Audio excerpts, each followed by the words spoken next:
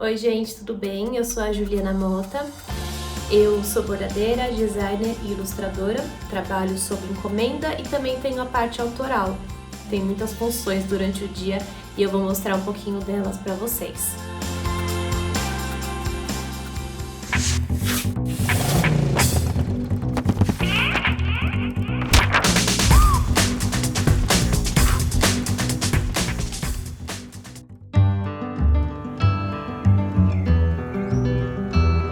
Eu me formei em design gráfico, já trabalhei em várias áreas do design, revista, livro, embalagem. Hoje em dia eu trabalho com bordado. Aqui é o ateliê, onde eu faço tudo, né? Tudo acontece aqui. Eu sempre gosto de deixar tudo bem arrumado pro dia seguinte, por mais que no dia a dia tudo fique meio bagunçado. Antes de dormir eu gosto de arrumar. Gaveta de embalagem, esse aqui é um postal que eu envio com a embalagem de encomenda, né?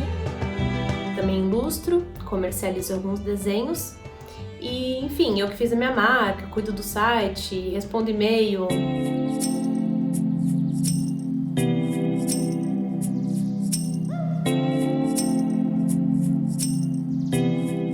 Sempre antes de dormir, eu faço uma listinha de tarefas. Para eu ter um norte assim do que eu tenho que fazer hoje, por exemplo, eu já respondi e-mail e eu vou trabalhar numa encomenda que eu vou mostrar para vocês.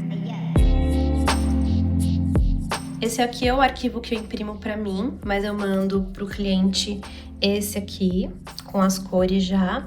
Mas para eu copiar para o tecido, eu imprimo em preto. Deixo aqui o tamanho que é, o contato da pessoa. E aqui eu já comecei a bordar.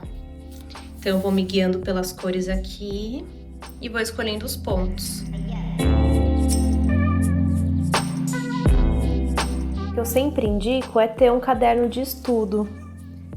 Pode ser que vire algum bordado, desenhar sem compromisso mesmo de virar alguma coisa, que só uns rabiscos aleatórios. É legal, no final das contas, você pegar referência não só do bordado, se você borda, ou se você desenha só do desenho. É pegar, beber de um pouquinho de cada fonte, sabe?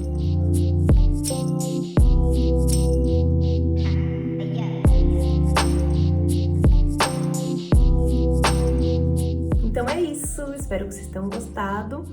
E meu curso da doméstica tá para sair e tá bem legal. Tô bem empolgada com isso. E espero que vocês gostem também. Um beijo!